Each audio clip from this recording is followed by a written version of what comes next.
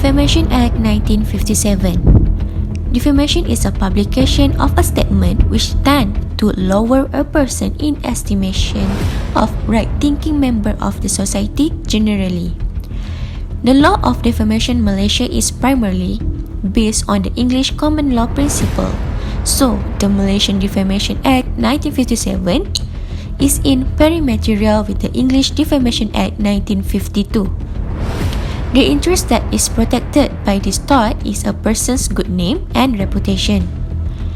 Examples of defamation: alleging that the man is young, alleging that a businessman is bankrupt, suggesting that a professional is acting unprofessionally and unethically. Defamation Act 1957 divide by two, which is libel and slander. What is libel? Libel is defamation in a permanent form, visible to the eye, such as in written form, pictures, statues, and effigies. Libel is when a person's character have been defamed in a written form, which include permanent visual and audio recordings, publications, and etc. Libel is actionable per se, and plaintiff need not prove damage. In a Section 3 of Defamation Act 1957 state that broadcasting of words by means of radio communication shall be treated as publication in a permanent form and constitutes libel. What is slander? Slander is defamation in temporary form, i.e. spoken words or gesture. It is when a person's character have been defamed verbally, which includes spoken words, gesture, sound, etc., and it is not actionable per se. Plaintiffs need to prove actual or special damage in order to succeed in his action. Actual damage refer to the financial loss or any loss that may be measured in monetary terms. For example, loss of business, employment, chance to attend a social function that may be measured in monetary terms. But there are exceptions to the requirement of actual damage in cases of slander. Slander of women, slander to the person's professional or business reputations, imputations of a crime, imputations of a contagious disease, and slander of title. Slander to women. Section 4 of Defamation Act 1957 provides that publications of words which impute unchastity and adultery to any woman or girl shall not require special damage to render them actionable. For instance, prostitute and lesbian falls under this category. Example cases: Luke Kailam, Sim Island. The respondent called the appellant a prostitute and alleged that she charged 50 ringgit to entertain men at any one time. These allegations were made in the presence of a third party. The court held that slander was established since the word impugned the appellant's chastity and special damage need not be proved. Slander to a person's professional or business reputation. Section 5 of the Defamation Act 1957 provides that where words are calculated to disparage the plaintiff in any office, profession, calling, trade, or business at the time of publication, it shall not be necessary for the plaintiff to prove special damage. Cases John Tan Choi Yong, Lee Chai Tian were numerous slanders by the landlord to the effect that his tenant, a lawyer occupying the damaged premise at his office, could not pay his rent were actionable per se. The court felt that this word imputes insolvency to the plaintiff and that such an imputation bore with it implications of unfitness and incapacity in his profession. Imputations of a crime. Slander is actionable per se if words indicate the plaintiff is involved in a crime which attracts corporal punishment that includes the death penalty, whipping, and imprisonment. Example cases: Siwaradan Abdullah bin Datuk Haji Abdul Rahman. The plaintiff was called a cheat, dishonest, and liar. The court held, since this crime does not involve corporal punishment, he needs to prove special damage. Since this is not proof, the actions is failed. Imputations of contagious disease. A defamation statement which relates to imputations of contagious or infection disease is actionable per se. And slander of title. Section 6 Defamation Act 1957 provides action for slander of title, slander of goods or other malicious falsehood. The plaintiff need not prove a special damage if the words were made calculate to the cause pecuniary damage in respect of the trade, business, professions, office, or calling. So we move on to essential elements. There are 3 elements that plaintiff must establish. The first one is the words are defamatory. Second, the words refers to plaintiff. Third, the words must be published. Second section of Defamation Act 1957, words include pictures, visual images, gestures, and other methods signifying meaning. It is a duty of the plaintiff to prove that the defendant made a false and defamatory statement against him or her. Words may be defamatory in 3 ways: natural and ordinary meaning, innuendo, or juxtaposition. First, we look into natural and ordinary meaning. The words by themselves must be understood by ordinary men of ordinary intelligence and has a tendency to make people shun or avoid the plaintiff. In the court, question will be asked whether the words are capable of conveying a defamatory meaning concerning the plaintiff. The court will look into the tendency of response by the reasonable man to the words. If the words are a mere word of abuse uttered in the heat of the moment, the words won't be a defamatory. One of the cases is Ayub Saud and Sambatanamurti that happens in 1989. The plaintiff, a land surveyor who had valued the defendant's land, received a copy letter sent by the defendant to the third party which stated, "I'm surprised that a Chinese surveyor had charged 1,450 whereas a Bumiputra asked 14,480, which is a daylight robbery." The court held that the words were general of abuse, means the surveyor in general, and the court see that they didn't have the tendency to reasonable men to avoid the plaintiff. Therefore, the words weren't defamatory. The words used by the defendant to the surveyor, which is robber, here is very general, so it is not constitute as defamatory. Okay, so let's move on into the next one. Innuendo.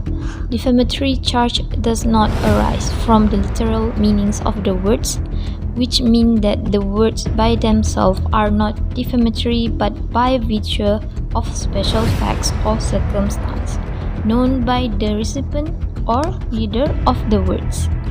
It divided by 2 categories. The first one is false innuendo. A false innuendo arises from a combination of statements or pictures. It is an action where the plaintiff alleges that the words are defamatory based on a false innuendo. The plaintiff isn't allowed to explain the meaning of inferences that can be drawn from the words or pictures. The words must speak for themselves. Case of false innuendo is Syed Hussein Ali and Syarikat Pencegahan Utusan Melayu that happened in 1973. So the defendant, which is the newspaper, published with others the following statements regarding the plaintiff. It said that the Menteri Besar considers people against the government and the British. The university lecturer was spreading subversive idea in order to poison the thoughts of the Malay at the time.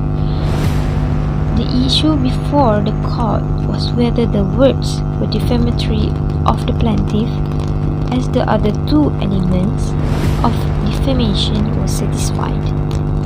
It was held that through inference or implication, the words conveyed the meaning that the plaintiff was dishonest, disloyal to the government, subversive element, an irresponsible politician, an ungrateful person, a supporter of President Sukarno, an instigator of unrest in the country.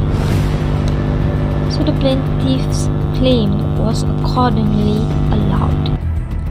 The second innuendo, known as true or legal innuendo. A true or legal innuendo arises due to special facts which are known to the recipient of the publication. This special knowledge will cause the words to be defamatory of the plaintiff. If not, the words are not defamatory in nature. The basis of the claim in this situation is that the words are defamatory to those who possess the special knowledge. For your further understanding, let's take a look on the picture. You can see there is a chef and the cooking book. So let's call the Chef Adam. So right now, Chef Adam is holding a cooking book published by Masak Sedap Sendirian Berhad. You might think that Chef Adam had consent and paid for the advertisement. However, it was an edited picture done by Masak Sedap Sendirian Berhad in order to promote the cooking book. The last part of the words are defamatory is juxtaposition. So juxtaposition means placing side by side or close together. Juxtaposition usually involves a situation that employs visual effects, such as an effigy or placing the plaintiff's photograph in a pile of pictures of wanted criminals. The next elements of defamations 1957 is the words refers to plaintiff. The plaintiff must prove the defendant's words are referring to him. Only person defamed can bring an action in defamation. Any person commencing an action must have locus standi and interest to that matter. The plaintiff must show that there are name and sufficient other information is included so that the identity of the person referred to is clear. An example case of these elements is Atib bin Ali and Josephine Doris Nunes that happened in 1987. So the defendant Josephine Doris claimed for breach of promise to marry against Datuk Rahim Tambicik. The defendant then did not pursue her claim after the writ had been filed. However, the newspapers find out about the writ and publish the matter. So the plaintiff and all UMNO members of Alai Melaka claim that as a result of the publication, the members of PAS and Wanita UMNO avoided them on the basis that they, the plaintiffs, supported the adulterer. Court held that the word UMNO did not appear on the writ.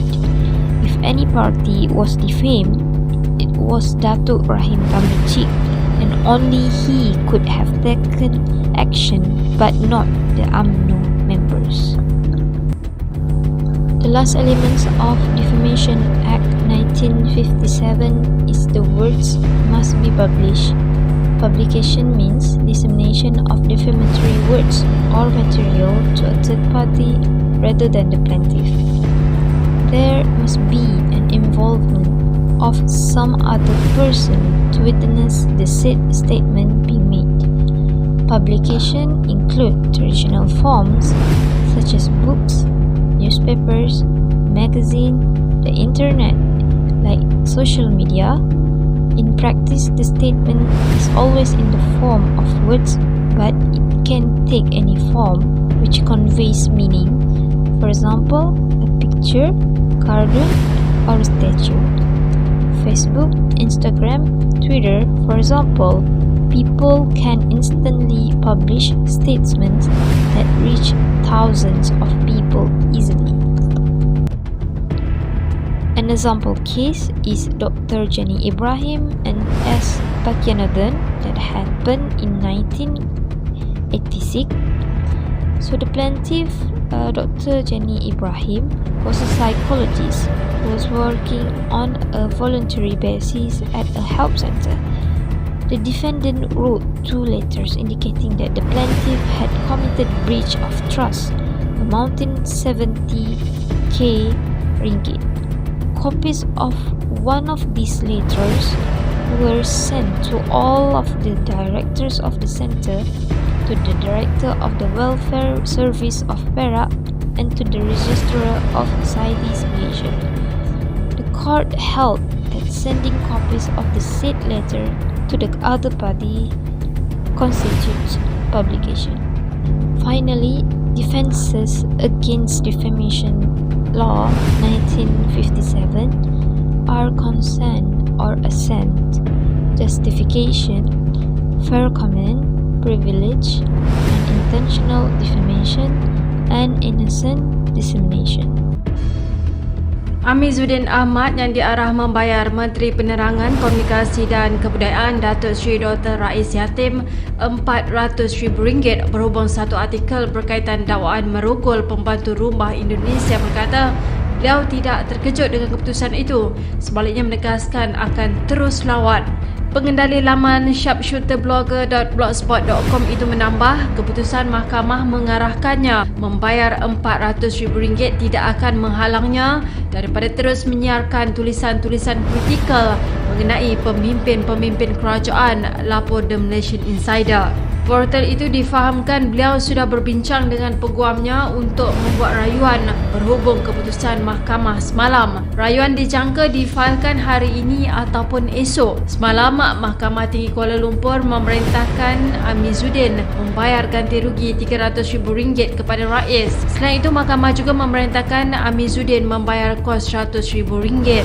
Pada 1 Januari lalu, Rais memfailkan saman terhadap Amizuddin 42 yang juga ahli jawatankuasa Angkatan Muda PKR berhubung artikel yang disiarkan dalam blognya pada atau sekitar 28 Disember lalu.